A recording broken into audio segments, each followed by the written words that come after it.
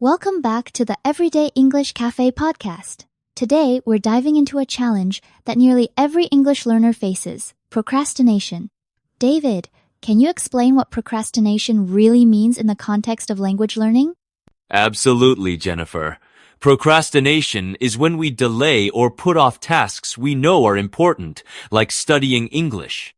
It's not just laziness it often happens because the task feels overwhelming or we're afraid to fail. Many learners get stuck in this cycle, which slows their progress. That makes sense. It's so common to feel hesitation before starting something new. But why do you think procrastination appears more when learning a language compared to other skills? Great question. Language learning requires consistent effort and can be emotionally taxing.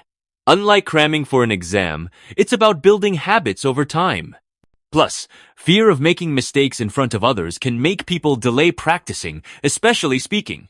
Let's transition into the reasons behind this tendency to put off studying English. David, what are some psychological factors that lead learners to delay their practice sessions? Often, it stems from perfectionism and fear of not being good enough. Studies show that learners who expect immediate results are more likely to procrastinate. Another factor is low energy at certain times of day, which makes it harder to start. That aligns with what I've heard from students. They say, I'll study when I have more time or energy, but then the day slips by. Are there environmental factors too? Definitely. Distractions like phones or family interruptions make it easier to delay. Also, if your study space isn't inviting or organized, you're less likely to get started. So, both mindset and environment play big roles. To help with procrastination, we want to introduce a practical solution, the 10-minute rule. David, could you explain what this method involves? Certainly. The 10-minute rule means you commit to studying English for just 10 minutes. That's it. You set a timer and focus only on those minutes. Afterward, you can stop or keep going if you feel like it. It lowers the mental barrier to starting. That's clever. It's similar to telling yourself, just put on your gym shoes instead of run a marathon. Why does this small-time commitment make such a difference psychologically? Because our brains often resist big tasks, but accept small ones.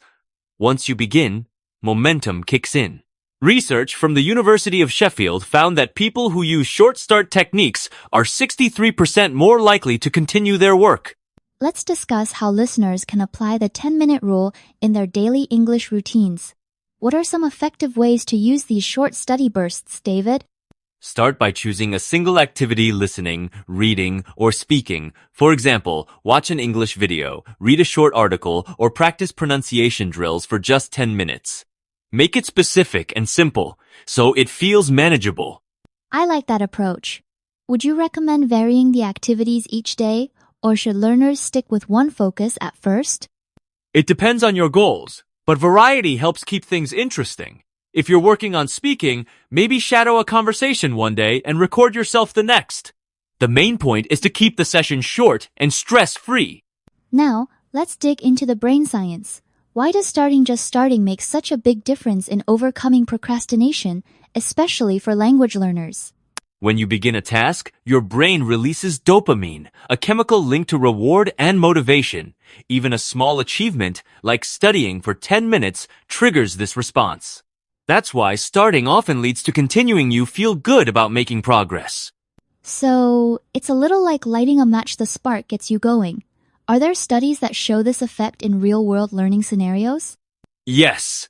A 2021 study in learning and motivation found that students who broke tasks into tiny steps, like the 10-minute rule, reported less anxiety and completed more assignments.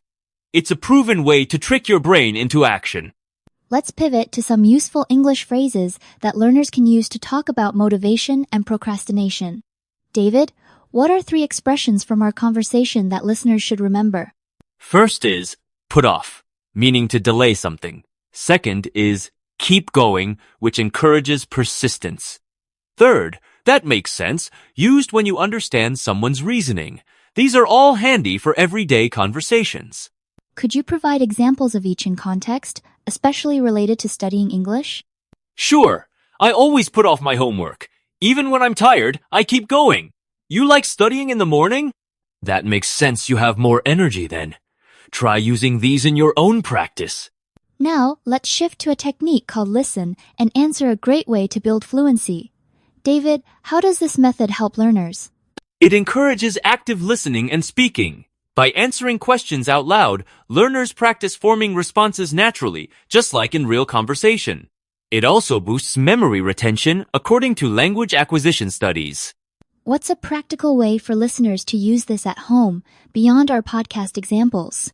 Pause after hearing a question, answer out loud, then check yourself with the model response. Repeat several times.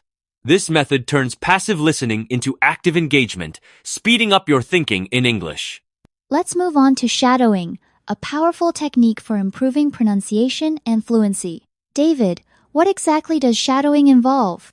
Shadowing means listening to a speaker and repeating what they say, immediately matching rhythm, intonation, and pronunciation as closely as possible.